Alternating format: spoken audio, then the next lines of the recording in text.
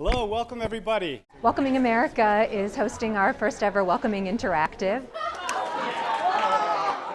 We have an amazing program that will help people connect with one another across this movement of welcoming communities that exists not just here in the U.S., but internationally. The global welcoming movement is expanding rapidly, community by community, across the globe.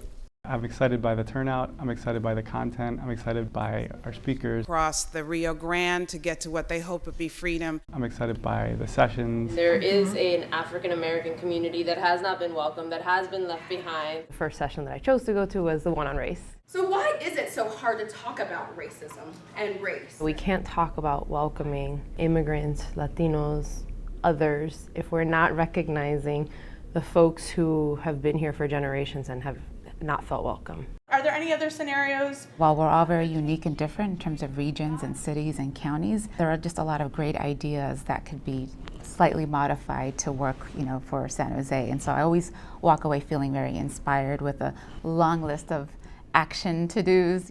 So it's not like we're ignoring the ugliness. The reality is we have a multicultural society. It's not about whether that's a good or a bad thing. It is the thing. We need to learn how to make the very best of it, make our communities thrive and give every person the opportunity to belong and contribute.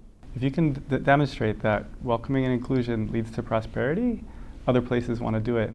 Immigrants are important parts of the labor force on all ends of the spectrum, and welcoming and being inclusive of those immigrant communities are really important to growing companies and growing communities in a way that the jobs are created and that the standard of living is raised for everyone in the community, not just immigrants. Especially recently, there's been a lot of anti-Muslim sentiment in the community that's surfacing at the moment. Muslims are already part of our communities and they're contributing. I think a lot of the folks who have some fear, given the opportunity to meet refugees and hear their stories, a lot of that erodes. Somebody says welcome, that means you're invited in, right?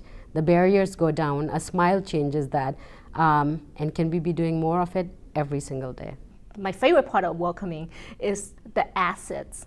In terms of food, in terms of culture, in terms of just people, perspective, experiences that it brings to a community. I have hope that we're heading in that direction where inclusion is just seen as the norm, and no longer just tolerance is the norm, but inclusion and welcoming is the norm. When we talk about a welcoming community, it involves everyone.